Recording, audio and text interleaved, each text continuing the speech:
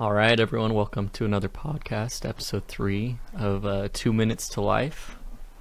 I'm Adam, and I'm here with Tanner. Something fun happened to me this week. So I'm currently in a cut, so I've been getting pretty low calories, which has been really fun. But yesterday, I decided to go to this barbecue joint, and I made a pretty bad mistake. I decided to just get a full meal. And the meals I've been getting have been around 500 calories, at most 700 calories, just the daily meals I've been getting during my cut and planning out. And this meal was easily 1,200 plus. I just decided to go for it. And I haven't done it during my cut. I've been pretty good during my cut. Even when I went out to eat, I've been aiming for that 500 or so.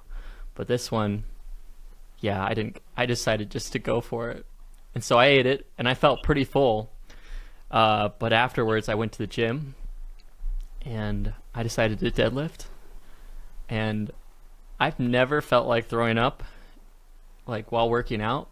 But I felt like throwing up, and I felt horrible. I felt disgusting, and lifting just was bad. So that's my lesson from the week, I guess, is just live to your cut. And then I've heard about studies that they're like, oh, if you have a cheat day, it actually helps your cut because then it's stuff. And I've looked into it, and honestly, it's better just to stay with your cut. Just stay with it. Well, what did you eat? Did So you eat like mac and cheese, or what did you eat at this barbecue joint? Did you get like beans or something? What was it? it was pulled pork sandwich with a bunch of fries, and they were greasy crap. That's good. They were good, but they made me feel really gross, and so Yeah. I'm not gonna do that again. Lesson Well, learned. the pulled pork, it was on like, was it like a thick bun? Was it like a pretty good amount of gluten? It was a decent This bun. funny burger. Honestly, I should have just cut the fries, and I probably would have been so much better off. But I decided just to say screw it, and Yeah.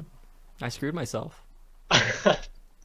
Well, trying to eat a lot before a lift session isn't always optimal, obviously. You can eat like a bit just to carb load. It's always good to have carbs and fats before a workout because it's what your body uses for energy production first, and it utilizes protein last for energy production.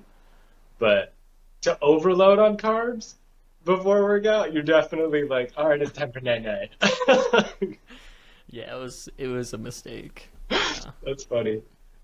But there's a lot of studies that show that it is good to have a cheat day, just because it spikes your insulin levels just a bit throughout the week, just one time, and it will kind of like restart the metabolism. So if you're religious about your diet, you're doing really, really well. Like it's good to have a little bit of a cheat day, but don't go like so hard that it like obviously puts you to sleep. But you're probably going to be fine. It's probably not going to be too bad for you. No, sure. Yeah, the studies I looked at afterwards, because I was curious, because I've always heard it. I'm like, is it legit? Do the cheat days help? Mhm. And so for those people, from what I've read, those people with those cravings and like you're dying when you're on that diet, those cheat days do provide like tremendous support because they give you the levels that you need to continue your diet throughout the rest of the week. Mhm. But basically, from what I read, if you could stick it to it and not do those cheat days, it is really beneficial. Yeah. So Yeah, it's like staying consistent with working out and whatnot. So long as you, obviously, the more you do it, the easier and the better it gets. Same thing with like intermittent fasting. Like the hardest part about intermittent fasting is the first day. I guess first and maybe second day, because like you're not eating till like, for some people they get a really small condensed feeding window. For like me, I was like a 4 hour feeding window. And to wait till 6 p.m. or like 5 p.m. to eat the first day was absolute hell. I was like, I want to break everything. And then like second day, I was like, gets to like 1 in the afternoon. I'm like, okay, I'm a little hungry, but it's not that bad. And then the third day, I was like, I can do this, no problem. Like easy peasy. Um, but then I expanded my feeding window, and now I'm like, got like an 8 hour feeding window. Just because I'm trying to bulk back up, trying to put weight back on. Just hard. isn't an 8 hour feeding window normal for intermittent fasting? For a what? For the intermittent fasting, isn't 8 hour the kind of norm for that? Yeah, yeah, yeah. I was going hard, dude. I was like, I just, because like, Shoot. I think it's David Sinclair who talks a lot about it and how it increases NAD in in your body, which NAD is directly linked to your internal age. And so if you can fast for like 3 days, it will just spike your NAD levels, and you just reverse age apparently, which is really cool.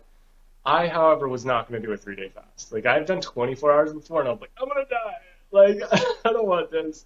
So I was like, let's just try 4 hour feeding window, and let's just try with that, and just to see what it was like. And first day was hard, second day was kind of hard, third day, and every day after that for like months, it was like really easy. But my whole problem was getting my protein intake in that 4 hours, so I expanded it to 8 hours.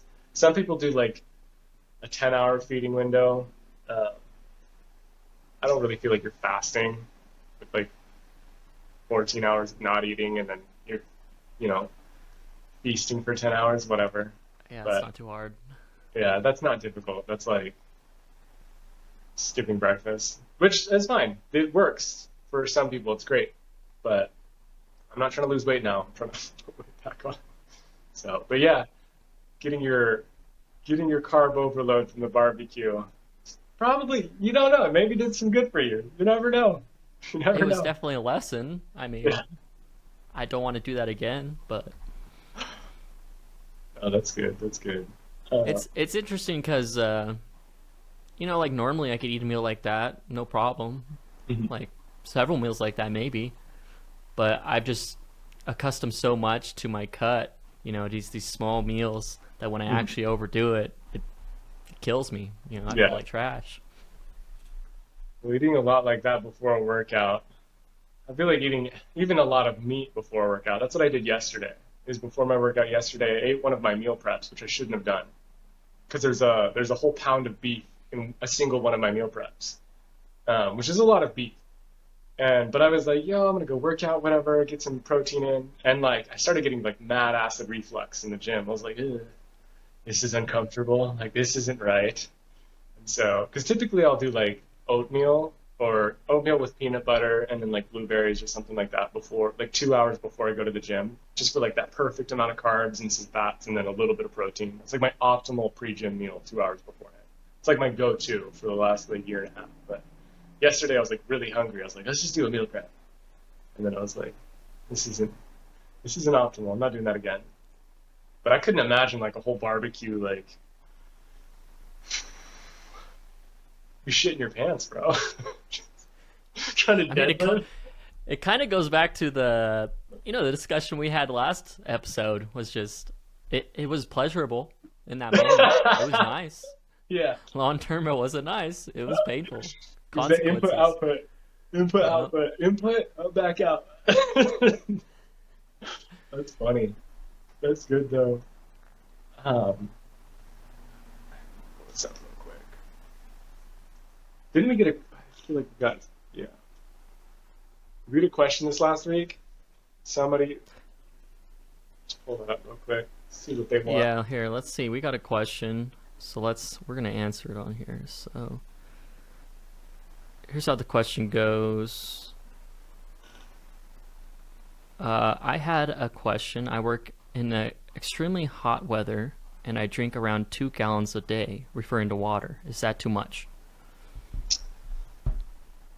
There's multiple ways we can answer this.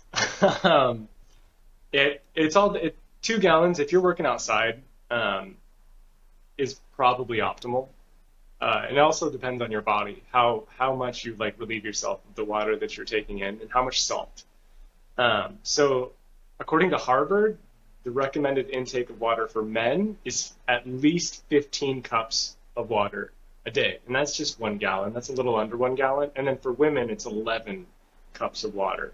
So that's a little over half a gallon. But that's like minimal. That's like the least amount. So for somebody like me, I have hyperhidrosis, so I sweat a ton. I'm just constantly sweating. So on average, I try to drink at least 2 gallons of water a day. According to Penn Medicine, Penn State, I think it was, your water intake should be half an ounce to an ounce of water per pound of body weight. So if I'm 200 pounds, I should be getting optimally 200 ounces of water, which is a little over 1.5 gallons of water. But and that's just optimal performance. But because I sweat so much, I don't live a sedentary lifestyle, and this guy probably, I mean, he's working outside all day. He doesn't live a sedentary lifestyle either. I'd say 2 gallons is fine. That's great. So long as you're getting your salt. If you don't get your salt, you will end up getting really, really dehydrated. Salt helps your body absorb that water because obviously when you sweat, you're losing a ton of salt. Um, as for what salt you should take, I always recommend either Himalayan or sea salt. I prefer sea salt just because of the trace minerals. Himalayan, there are trace minerals, but for me, it just, I don't know. Like I used to, pre-gym, I take a quarter teaspoon of sea salt, and I've switched it up, taking like Himalayan salt, and it just doesn't do as well. So just as if you're drinking 2 gallons of water, make sure you're getting your salt in as well. Just a little bit of salt in a day. So, but yeah, that's good. 2 gallons. I mean, it's perfect if you're outside all the time, and if you sweat a lot, and if you pee a lot. So, Yeah, I think it just depends on your life. mhm.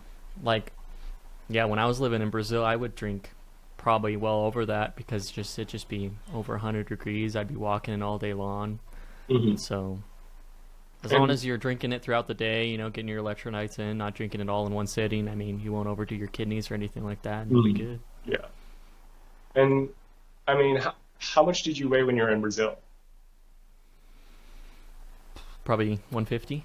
150? Yeah, see, like you would have Yeah. technically been over your amount that's recommended, but it's still like optimal because it kept you alive.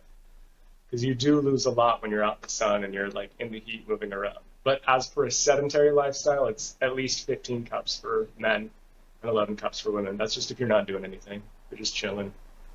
Um, some people think that they can negate that for juice or coffee. It's not the fact. That is not optimal. It's terrible.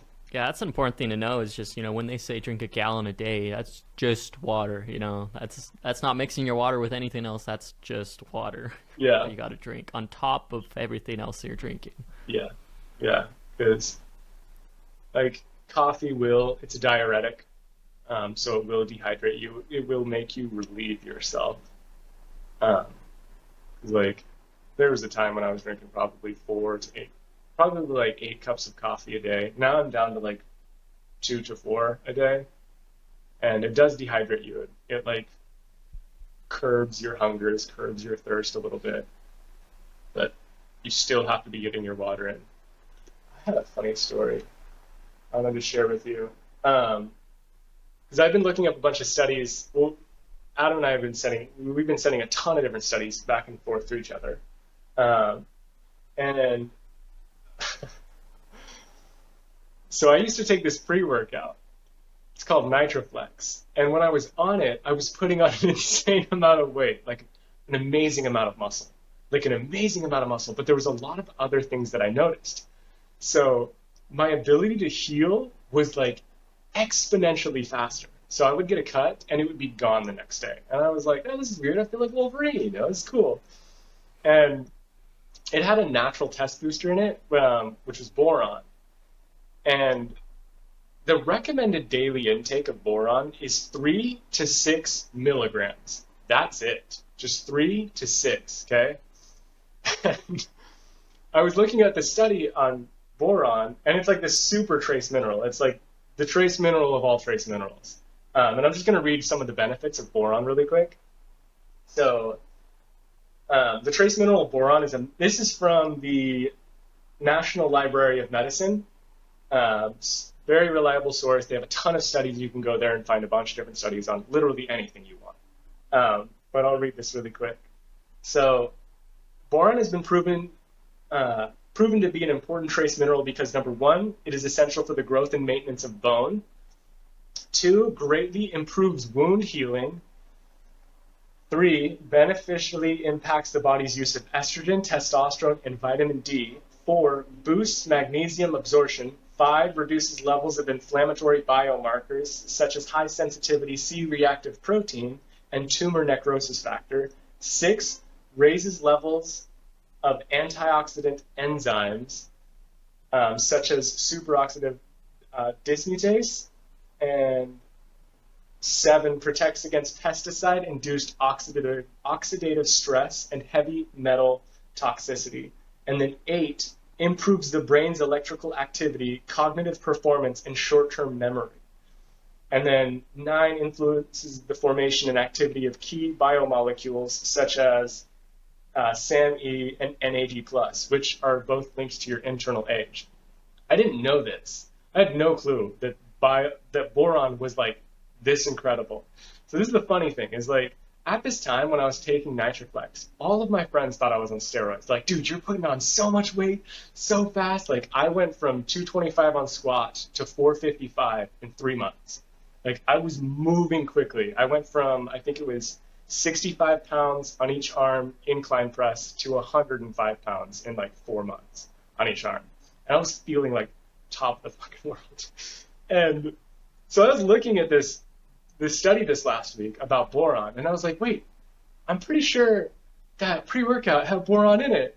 I'm pretty sure that was the natural testosterone booster that it had, okay? So after reading this study, it was like your recommended daily intake is only 3 to 6 milligrams. Don't go over 6 milligrams. So I pulled out the nutrition label for this Nitroflex. It's got 200 milligrams of boron in it. Oh my god. Yeah. And I was like, no wonder, holy crap. And so I've decided to get back on boron, but at a healthy level. And I guess there's like 1 milligram in every ounce and a half of raisins. So I'm just eating like 3 ounces of raisins a day just because I want like the normal level of boron from like a natural source. I don't want to take some obscene level of boron, but it was cool. It was a great experience, but I won't be doing that. Did you look up the side effects? Of taking too much? Yeah. I know what the side effects are. So. I would be like, that explains probably some things.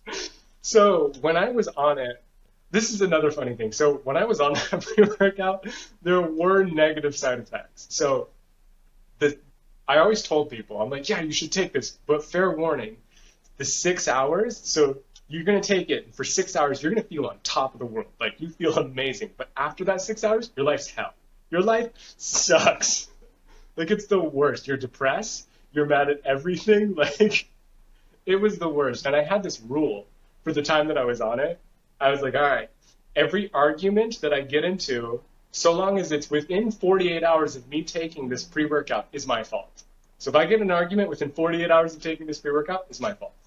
Just because I knew I was unreasonable while I was on it. Because 6 hours I felt great. After that, I was like, I just want to die. Like it was so bad. Like you were so depressed.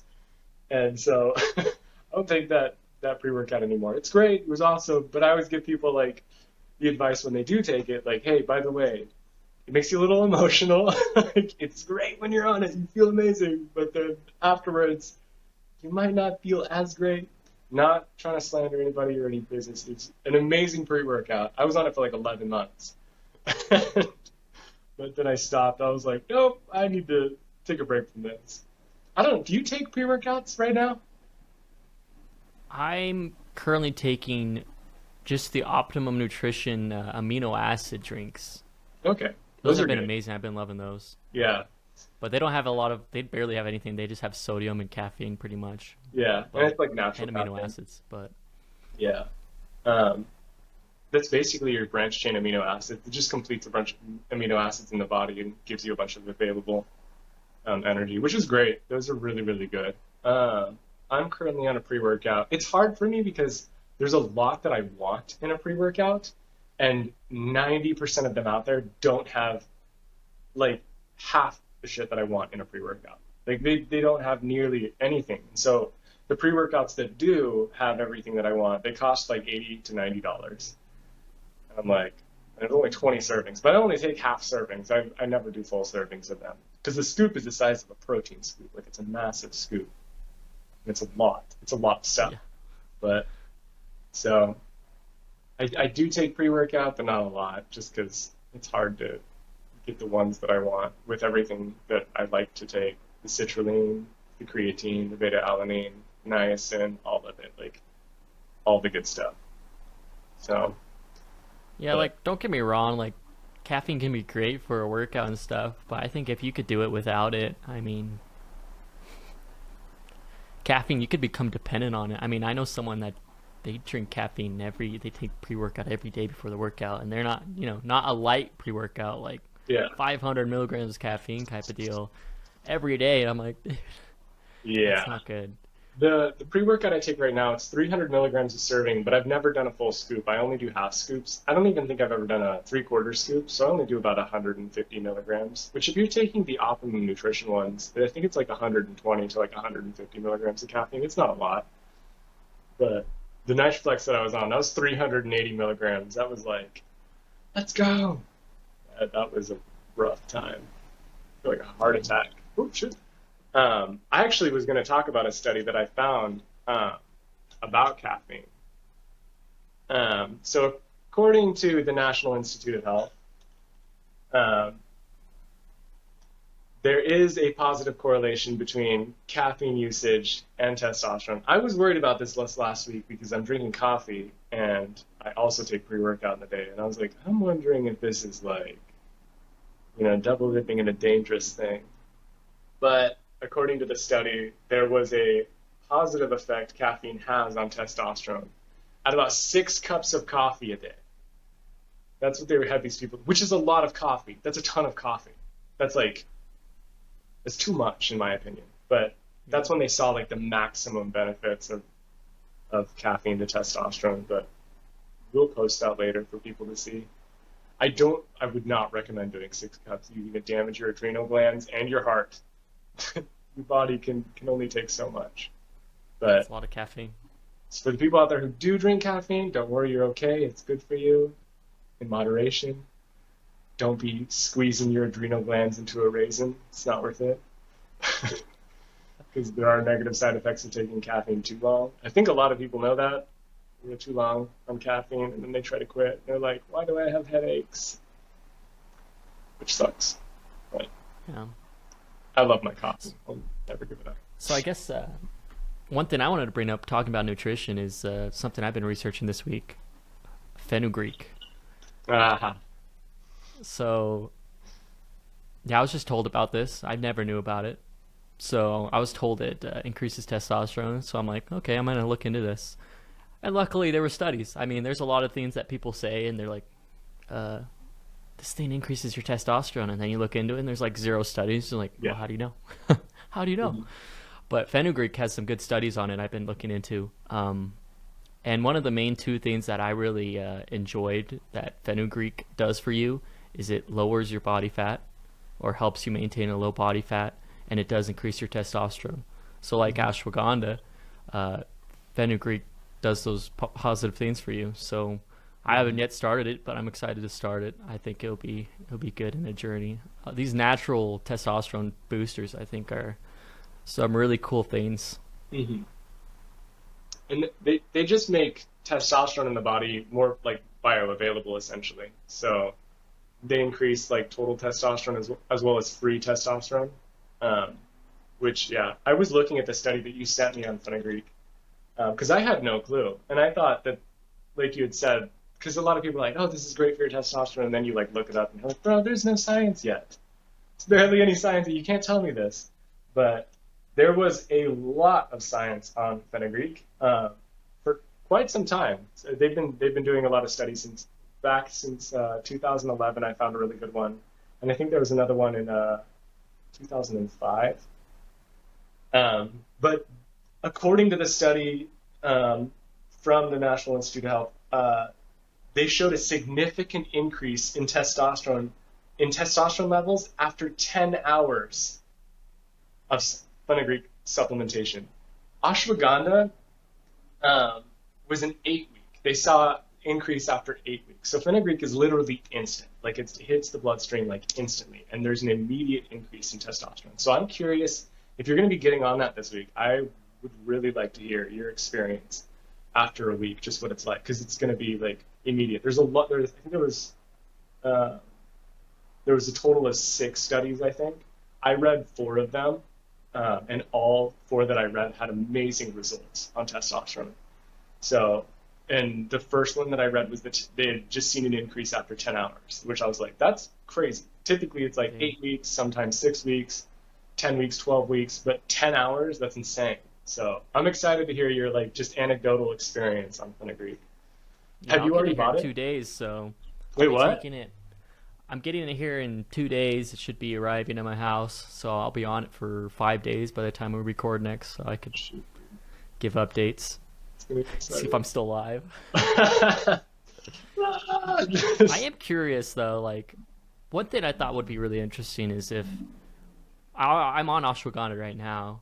If Mhm. I stop taking these natural boosters, let them clear out of my body and then get my blood tested and then take them and then get my blood tested again, I'm curious to see if I could get a big difference and prove personally Mhm. that it's something I'm debating whether I should do or not. If it'd be cool to look at. But then Yeah, again, I don't want to stop the stuff yeah. I'm already on, right? I don't want my to lower my T. But Me, yeah. My brother and I have this joke that you can't get through adulthood without ashwagandha. Like you can't make it as an adult without ashwagandha. Just because there's like so much stress and like all of the science of ashwagandha is it reduces stress levels, which is a massive like impacting factor on testosterone. Like stress completely kills testosterone. And to have something that increases it, like number one, your testosterone and then helps you manage stress. Like for the people who are not taking ashwagandha, obviously consult a physician before trying any medical advice that we give, but I would highly recommend giving it a shot. If you're stressed at all, if you're just overly stressed in general, if you're like depressed and you want to fire your doctor in 20 seconds or less, try some ashwagandha because it's life changing. It's really, really good. I love it. I've been taking ashwagandha for 2 years now, I think. Almost a year, 2 years. I don't know. I'm somewhere in there. I've got a bunch of different kinds. My favorite is just the KSM 66. That's like my go-to. It's, standard. It's got a ton of studies. It's backed by a lot of science. It's the go-to for ashwagandha. But I mean, I like the idea of taking something that helps with your stress, but I don't like the idea of maybe depending on something like yeah. that. Because, I mean, there's a neuroscientist that I really like, Andrew Huberman, and he talks about a lot of natural release for stress. Mhm. I mean, a lot of people they'll go to their doctor or their counselor and talk about their stress or their depression, whatever it is, and then the doctor's like, "Okay, here's some meds, They here's just some give you pills." like legal heroin, basically. Yeah. Yeah, and they don't even exhaust some because people, I guess, we're in a world where we're like, we want instant gratification, we want instant relief from our pain, instant solutions to our problems. Uh, but those aren't always the best solutions because a lot of these meds that you're getting, your body will realize you're getting these hormones or, whatever chemicals in your brain, and then they're like, oh, I don't need to make these anymore. And then you're dependent on this medication that maybe you didn't need in the first place. Mhm. So, why I brought Andrew Huberman up is because he talks about how these natural ways that you could solve these things in your life, like stress and depression. And a lot of them involve, drinking water, especially like right when you wake up. Mhm. Drink like a good cup of water right when you wake up. Like Plus, 16 seconds. Yeah. electrolytes. Get your electrolytes in. So like a salt water or something like that in the morning is really beneficial. Getting sun in your day, especially in the morning Mm. right after you wake up, because it helps your Yes. body, your rhythm. Obviously a diet, getting exercise. These are all things that we need to exhaust before we go to the doctor and say, "Give me some pills." You know, Mhm.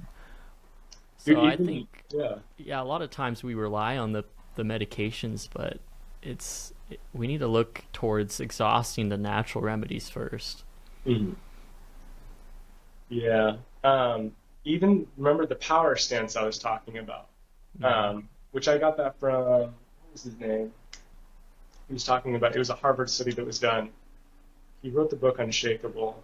Can't remember his name off the top of my head. He's a billionaire. He like talks about it on some podcast. But the power stance increases testosterone by, I think it was 20% and reduces cortisol by 25%. And that's the stress related chemical in the body.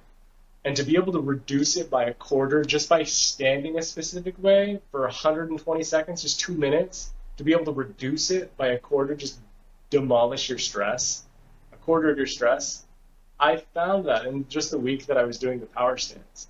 Every morning, I'd immediately wake up, and I do my gratitude thing in the morning, and I like decided during my gratitude towards myself, whatever I just do my 2 minutes of like power stance, and it was a huge relief and a huge like just release in the morning. I felt so good afterwards. So there are a lot of just natural ways that you can just reduce stress.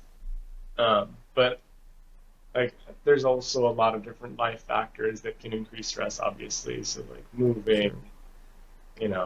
other people have other things that they're going through, whether it be divorces, whether it be like losses or whatever. And if you do need something else that helps with stress, ashwagandha is top tier.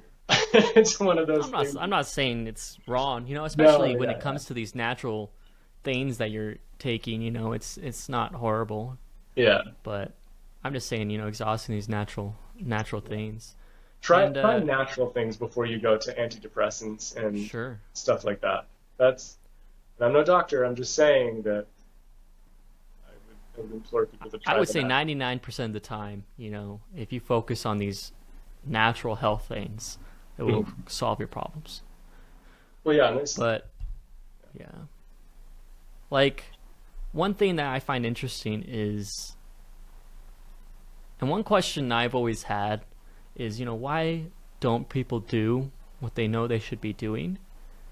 And it's an interesting concept because I think people disregard a lot of basic uh, knowledge. That we like, it, but you don't know it. hmm It's an interesting idea because it's just like people that are having health problems or mental problems or something, and they're not getting enough sleep. They're not getting a good diet. They're not going to the gym, and people may suggest those things, and they're just like, you know. And then it's just like, why do we disregard these things? And I've noticed it in a lot of people. It's just they don't value these things, and because they don't really understand them. I like to relate it to like in a workout, like for example, I squatted for a while, and I had a decent squat, but I noticed I had a little butt wink, at the bottom, and what I learned was it was my support. I needed to have better support and breathing and bracing, and something that I knew I should have been doing, but I wasn't doing. And now that I'm doing it, I know, better. And hmm so I like to relate it to that. It's just people know they should be doing things, and they know they should be exhausting these things and these trying these things, these health ideas to resolve their problems, sleeping, eating, exercising, uh, meditating, all these ideas that they could try and they could do, but instead they just like, nah. And unless you do them, you won't really know that that's hmm the way to do it. So it's an interesting concept I like to think of is, unless you try it, unless you dive into it and learn from it personally, then you're kind of going to disregard it and be like, that's just something people say. hmm You know, it doesn't really, work. Yeah, I think a lot of it comes down to just anecdotal experience, personal experience. A lot of people haven't tried it yet. And so they hear these things and they're like, yeah, sure, whatever, man. Like, but they also want to just slap that instant gratification button that like, what's going to instantly fix this for me? Which, as we know, after a lot of experience of anything in life, the instant button is always the worst. It always leads to suffering. It may fix your problem temporarily. So people are like, oh, I want to stop feeling stressed, so they resort to like smoking or something. And typically, they're just avoiding something that they need to face, whether it's an uncomfortable conversation, whether it's quitting the job that they hate, whether it's moving out of the place they don't like to be in. And a lot of it just comes down to not taking the action that they need to take. And it may be working out, it may be going to the gym, it may be starting a better diet, getting magnesium, getting zinc, getting whatever it is. And it just comes down to the actual experience of the thing. And I was talking to my old roommate about this because I'm like, there's all this information, and he was like, dude, I was thinking about this. Is like, I didn't see growth in my physical performance or in my muscles or anything until I started taking in the adequate amount of protein I'm supposed to be taking. He's like, but it's funny because I knew ever since high school how much protein, but I just never did it.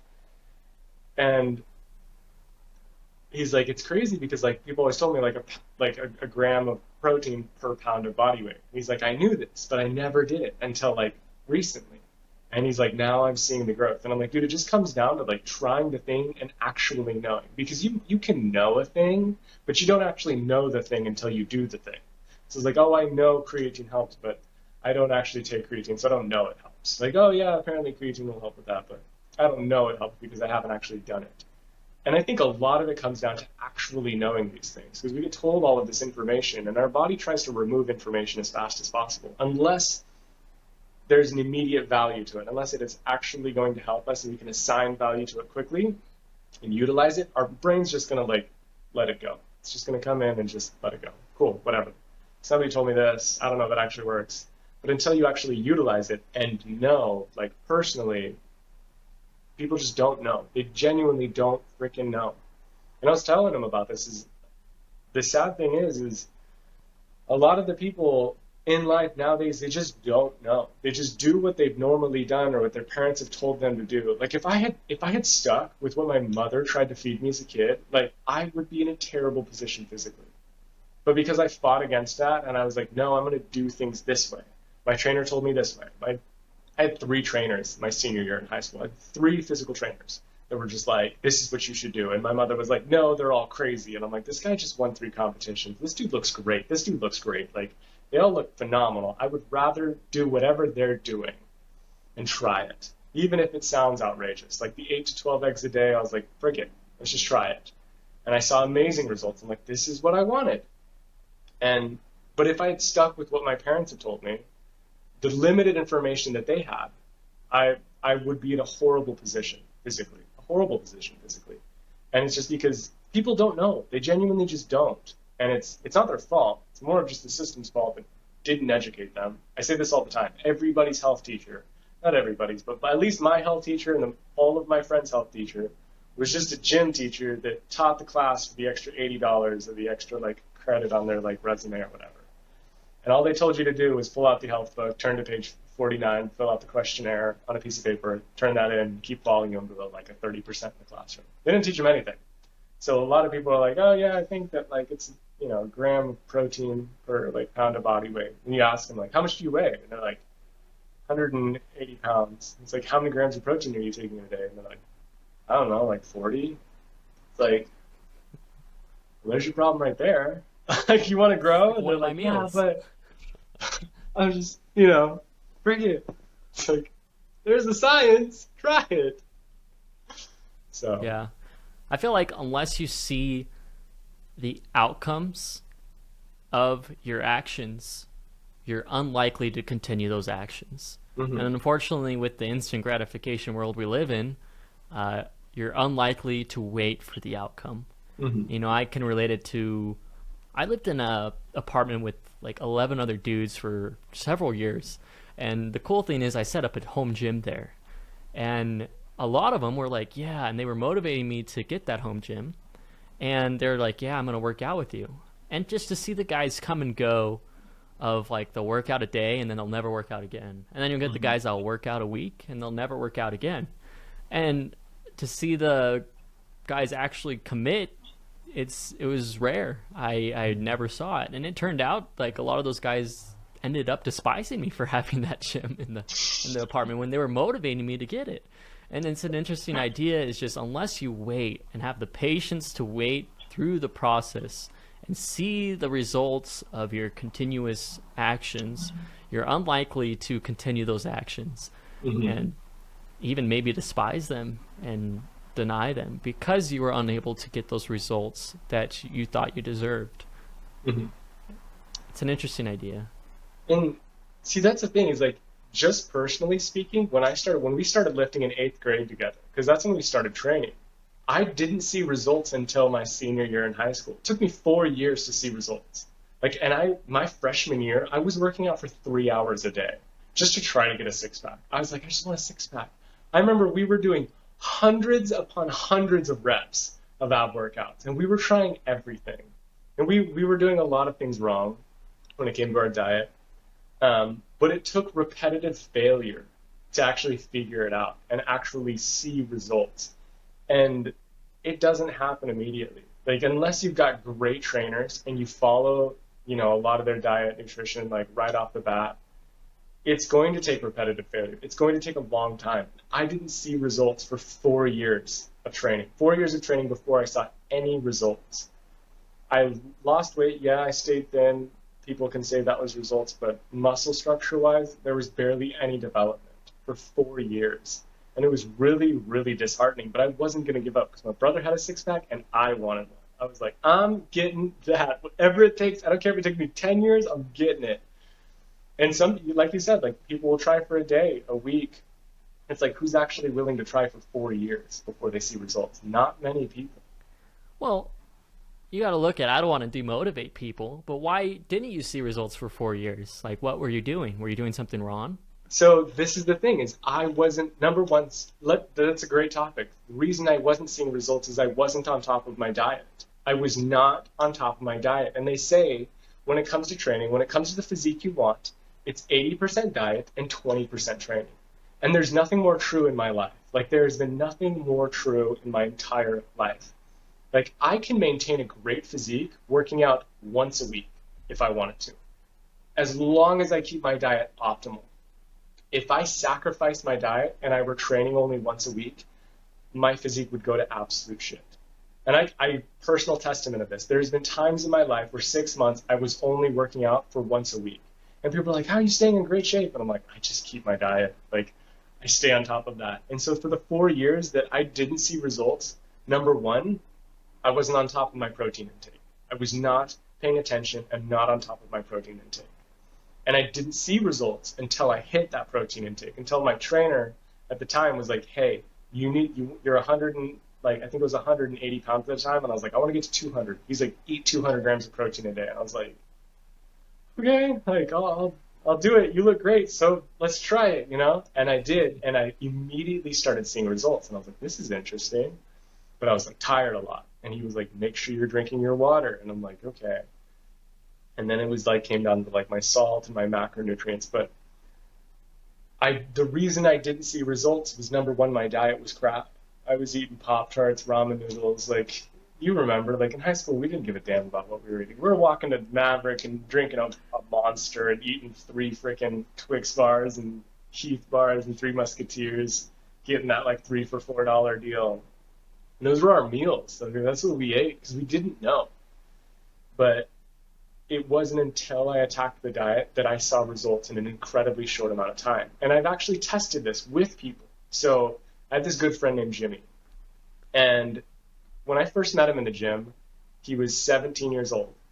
And I was at like the peak of my like physical health. This is when I was on that pre-workout. I was eating 200 to 250 grams of protein a day. I was going hard. I remember I was at around, I think it was 210 pounds, 215-ish. I was pushing to 225. And I walk up to this kid, and I was like, hey, man, because he was working out, and I could tell he was struggling a bit. He was with his brother. And I was like, what's your goal? And he just points at me. He goes, I want to look like that. And I was like, all right, do you want the tips and tricks? And he's like, yes. And I was like, hit 200 grams of protein a day, and let's start training together. And this kid, without fail, religiously hit that immediately. He went home, bought everything he needed, bought the protein he needed, got the beef, got the salmon, got everything. He's like, what else do I need? And he religiously followed it. I was like, okay, like you're going to listen? I'm going to give you all of it. I'm going to give you the whole everything. I'm going to give you every ounce of knowledge that I have, and I want to see how fast we can maximize your physique. Within 6 months, we put 20 pounds of muscle on this kid. And he was catching up to me so quickly, it was scaring me. It was bothering me. I was like, shit, this kid's going to lift more than me. Like, he went from a single plate on either side of squatting to 3 plates on either side, 345s on either side. He was blasting through, like, weight. I remember he went from a 35-pound on upright press on either arm to 70 pounds on either arm within, like, 4 months of training. It was crazy. And his gains just seemed absolutely like anabolic, just insane. And people were like, dude, you're on steroids, you're on steroids. He's like, no, I'm just following his diet. And it was the coolest thing to see that fast of a change in a physical body just by following the proper diet and then training. We were training really fucking hard though. Like we were training really, really hard. So if you have a homie to train with, that's great. But it was because we maximized his diet at the time that we saw the results within 6 months. He was shredded. He was massive. Kid got jacked out of his mind. And he loved it. He absolutely just reveled in it. He loved the way he looked. But it did come down to maximizing his diet and figuring out what he was supposed to eat. And when he listened to it, when he did it, the results were like instant. They were right there. People hear these things and they go, oh, okay, yeah, protein. But if you actually implement it, even for 2 weeks, you'll start seeing results very quickly. 2 weeks, you're like, my energy levels are up. I'm putting on muscle mass. I have more energy in the gym. I'm sleeping better. If just applying them for a short amount of time and actually applying them consistently, the results are there. You'll see the results a lot quicker. But don't be like me, 4 years of training and not maximizing diet and complaining that you're not seeing results, because the reason you won't see results in that instance is because of a lack of proper diet. Yeah, I think I have a similar experience. I mean, I was working out. Mm. I've been working out for a long time, Mm. but I've been working out, 10 plus years and not really. I mean, I wouldn't say I didn't have results because I was fit, and I was in shape. But I would always ask myself, I was like, I've been working out for 10 plus years. Why am I not, absolutely jacked? Why don't I have so much muscle? And it wasn't until recently that I was like, maybe a year ago, I was like, I'm gonna get 3,000 calories I'm gonna eat a day, and I'm gonna get, over 200 grams of protein a day. And I started doing that, and then the amount of progress I was able to make was insane. And so it just comes to show is just you gotta apply the knowledge of something too.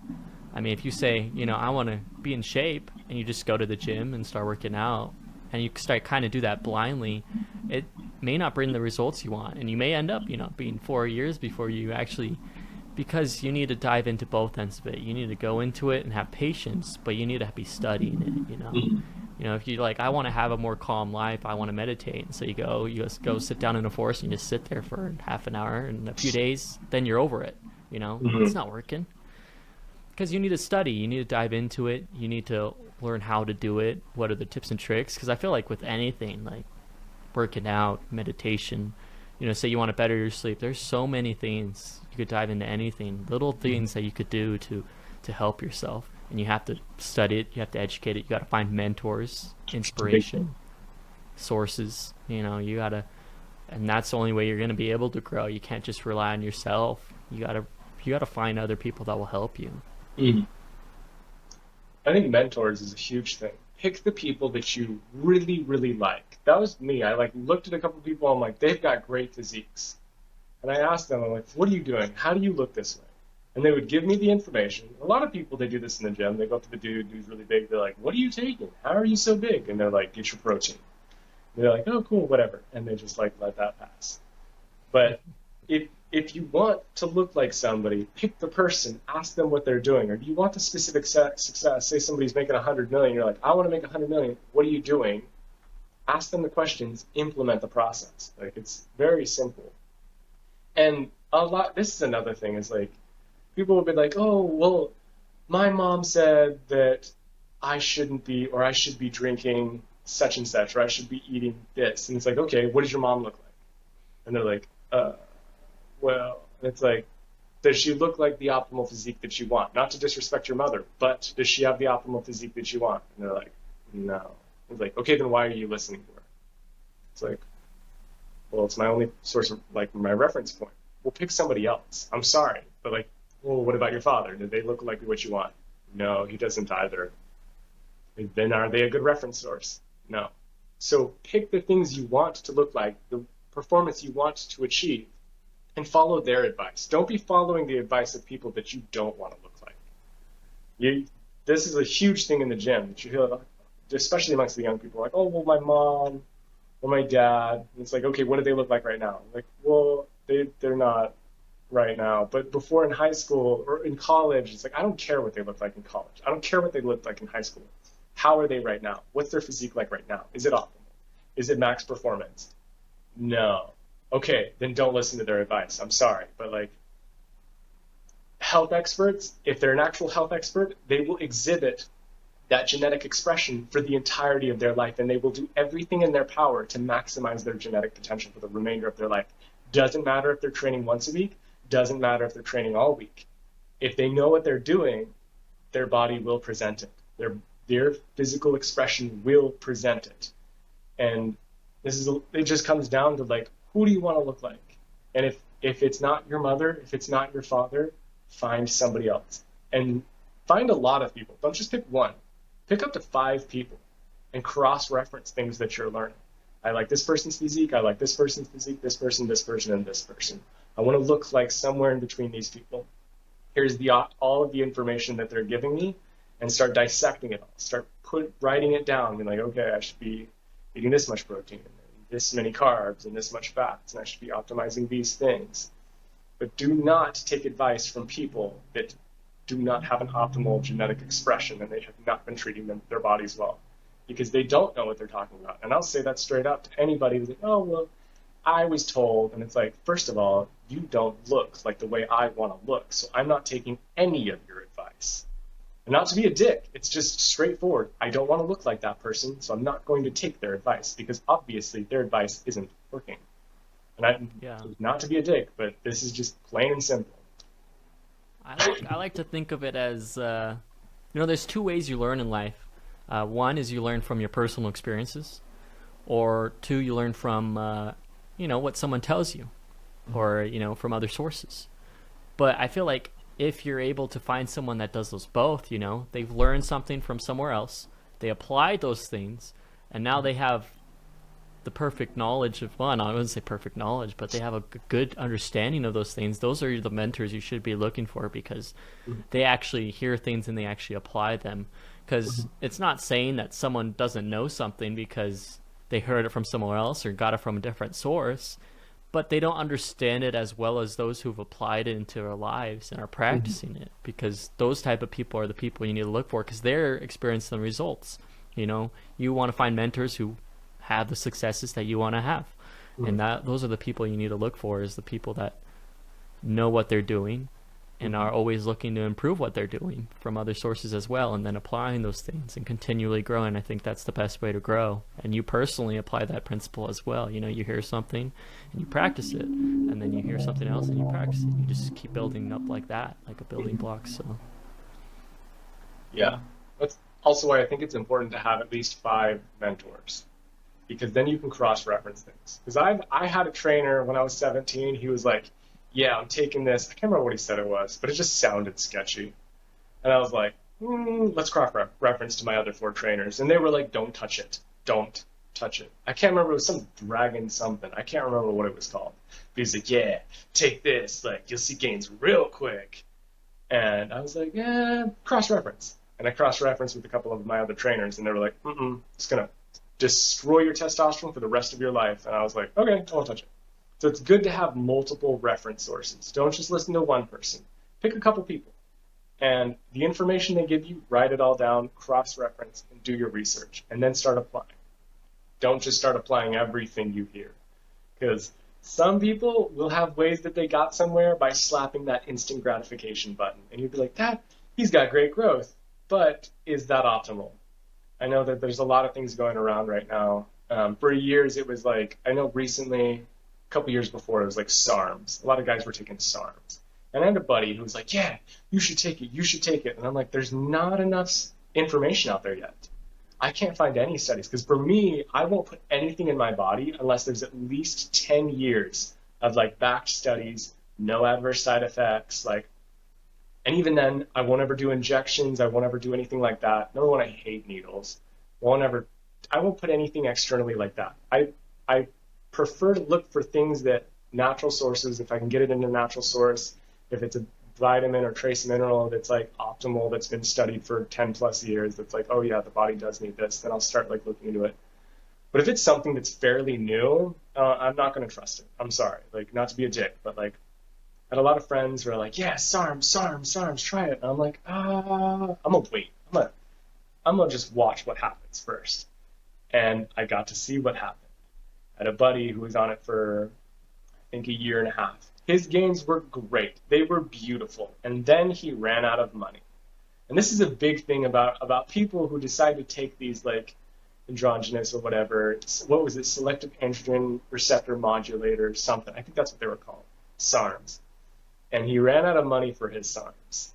And within 6 months, his gut exploded. Like, massively. And this guy had been training shredded to the bone since he was 14.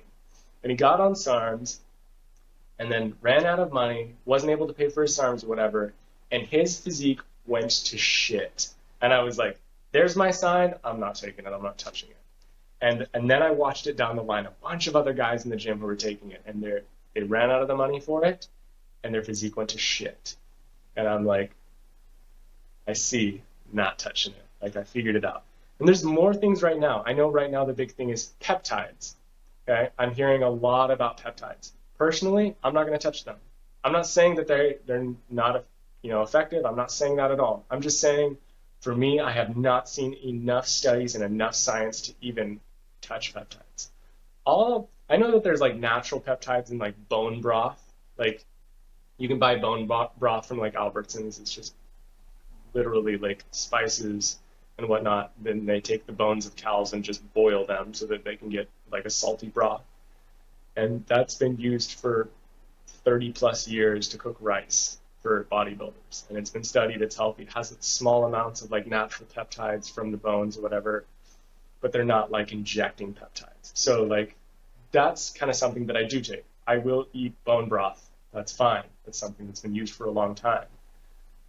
But as per like specific lab made peptides, I'm staying away from until I see the actual effects of the guys who run out of the money for the peptides. Because when you're not on this stuff, that's the big thing. That's the huge thing I notice is they're like, yeah, it costs X amount of dollars. And I'm like, what's the science behind this? And why is that so expensive? Number one. And if you run out of money and aren't able to take that, what happens to your body? Because that's my question. And that I love to see what happens afterwards. I love to see the actual effects of these things. Because you see it all the time. Like there was a point where like Jack 3D was the thing. There was like, yeah, there's this pre-workout Jack 3D. And I'm like, I'm gonna wait on this one. And then the science came out, and there was an incredible amount of amphetamines in Jack 3D. It was just meth. It was just like pure meth. We were like, great gains. And I'm like, I'm gonna wait. I'm gonna wait on that one. And I've consistently, every single time that I've decided to wait, that I'm like, there's not enough science, I'm gonna wait. Not every single time. There's been other things that have been good, that have like, we've been like, okay, I see positive effects on whatever, but the majority of the time it's been like, you ran out of money and I now see the negative effects when you're not on it. I'm not touching that shit. And I think that's a huge thing is patience. An incredible amount of patience when it comes to like training and getting the results you want. You should be patient on the things that you're putting in your body. Be patient on like what you're going to take. Do your research. But on the new things that come out, I always tell people to exercise their caution and wait. Just give it a little bit, especially the new things. Whatever the new thing is, give it time. Let the science actually come out for 5, 6, 7 years, maybe more, and then be like, okay, it is safe. Even when you get off of it, there's no negative side effects. Okay, then maybe consider it. And as always, consult your doctor before taking anything, and don't trust anything from the fanny packs of shady locker room trolls. Don't trust any of those. I think anything that if you stop taking it and has bad side effects, Yeah. avoid that stuff. Yeah. I mean, that's obviously not good for you. But yeah, let other people try it. Let other people try those new things, those new experimental features. Don't risk it. Watch them though. Watch them see their side effects. It may work, and then down the road maybe try it. Mm. But yeah, let other people make those mistakes. Don't do it. Don't dive into that. Be patient with them. Just wait till they don't have the money to buy the thing, and then see what happens. Like watch the body go like, that was an interesting reaction. Like that was scary.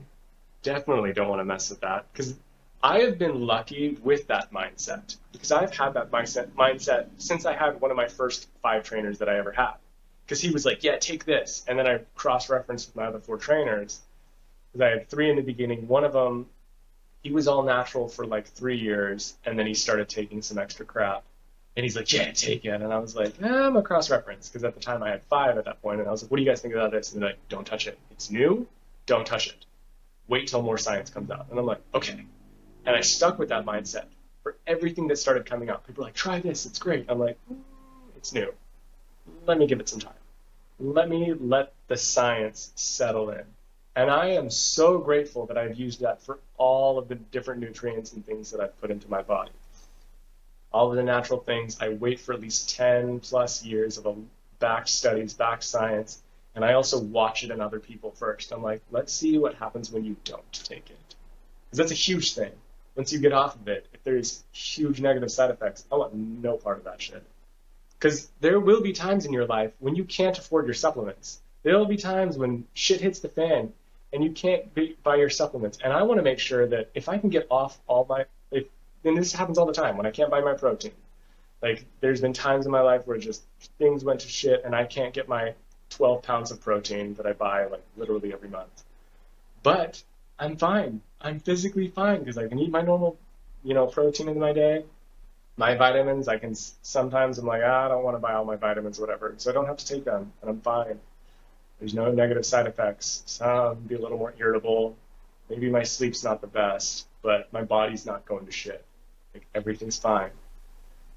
That's a huge thing. Is if you can still perform off of your vitamins, off of your creatine, off your protein, if you can still perform, sweet, that's great. That's what you want. You don't want something that completely demolishes your physique once you get off of it. Those things are the things you should completely stay away from. That's why, like, I've got buddies that are on testosterone replacement therapy. They're on like testosterone injections. I know that's new, and I know they're like, oh no, there's a bunch of science, and I'm like, oh man, I'm good. I'll watch this one play out. I'm not saying that there's any negative. I'm not saying that it's not back. I'm just saying I'm gonna wait for this one to play out. I'm just gonna watch. And it's still an injection though, and it's like, no, man, don't fuck that. That's scary. It's, Yeah, no, no thank you. injections. Those are, yeah, I feel like if you have to inject it, it's unnatural. I'm trying not to judge. I'm trying not to be a dick, but it's just not not something I want to touch. That scares me. I don't like needles. I got one tattoo, and it's like I cried the whole time. I had my friend bring me Capri Sun and chips because I was being a little bitch during that whole tattoo. And it's not even a big tattoo, and I want to do the rest of my arm, and I'm just like, I can't do it. I can't do it. So I remember when they were removing a small tumor on my rib cage, and they're like, all right, we're gonna put this numbing injection on your right here, and I was like, wait, and they're like, no, it's the smallest needle, it's gonna be okay, and I was like, no, I can't do it, I can't do it. They're like, you want this tumor removed? I'm like, just cut it out, just cut the tumor out. I don't want the numbing, I don't want the needle, just use the knife. And they're like, you'd rather have us just cut it out? I'm like, just cut it out, just. I don't want the injection because I don't like needles. I'm terrified of needles. Just a thin metal object like entering the body. No, thank you. They still gave me the like numbing agent, but I was still just like, oh my god. You should do acupuncture. No, no. I know there's tons of years of science on acupuncture and it is beneficial, but I can't. There's no way. No way I would let somebody stick all those needles in my body. That is terrifying. It is scary as hell. Fuck that. No, thank you. No, the testosterone replacement thing, I've got a buddy who's doing it right now. And he's still on it. He hasn't run out of the funds for it, but I'm just waiting for it to run out so I can see what happens. Even then, I just want to see what happens to him. I just want to be like, what's next? Sit back and watch. Oh, shoot, man, what? I don't know, 60. So let's go over the our goals. How have you been doing on your physical goal? Your 25 pull-ups. I got them yesterday. You got them? Pushed through it. Yeah, I mean, I still feel tight in my lat because I injured it, but I pushed through it. It was good. So I'll go from there. Try to get better. It's good to finally be able to do something after not being able to do it though. Yeah. So I'm happy I was able to push through that. It's a good victory. It's satisfying when you lose something for a little bit, some sort of thing that you're able to accomplish, and then you like get it back after you've lost it. What about your intellectual goal? I didn't quite get there, What? but I made some progress. But we recorded our last episode a little late, so I didn't really have a Yeah. lot of time to get to it. But that's not an excuse. Yeah. Um, You want to attack that one this week then? yeah, I'm gonna reset that goal for this week. Okay. Hopefully, tackle that, get that done. Okay. And let's Like see. you. Let me reset a physical, I guess. Mm, Here, I'm gonna focus on some supplements this time. Obviously, I'm gonna start fenugreek, mhm, see how that goes, and I'm gonna aim for potassium. I'm gonna try to get my potassium. I realize it's been lacking, so I'm gonna aim for 4,700 mhm. milligrams of potassium a day. Try to get that done. So that'll be my physical. Okay. And you're starting the fenugreek, so I'm excited to see how that goes after a week. Should be Um, fun. What were your goals? okay, so physical, like you said, we recorded a little late, so I still want to continue my diet. I've been great on my diet. I've hit over 200 grams. I've been consistent at about 250 grams. So I want to just reattack that for this week. Training is optimal. Training's fucking amazing. So number one, just keeping my grams of protein high for this next week. Obviously, everything else will fall into place. Um, so just keep that one for physical, just because I want to see the growth. And then for intellectual, I have not started the book because I only have it on audiobook. Um, and I don't want to do audiobook this time. I did the secret audiobook last time. I want to do the physical book. So I've been waiting for that to arrive, but here on the island it takes like sometimes it's quick, but sometimes it's like 2 weeks, and I've been waiting for it to come in. I don't know if it's going to come in by that time, so I've decided today, I'm like, I'll just start the audiobook, and wherever I get to when the actual physical book arrives, I'll just start from there. Well, continue from there. So have not started on my intellectual goal, so resetting that one. The Secret by Rhonda Byrne is the book that I want to read this week. So I Sweet. think those are pretty damn good goals. I'm excited to see the fenugreek, the results of that. Just get all the way out. I'm just gonna come back just absolutely shredded and I know, I know. Well, hopefully both of us have put on masculine. some good gains. Well, I'm cutting, so it's kind of hard for me. All right. Well, I know we've got things to get to, so go ahead and sign off. 2 minutes to life, and we'll see you guys Thanks a next lot. week.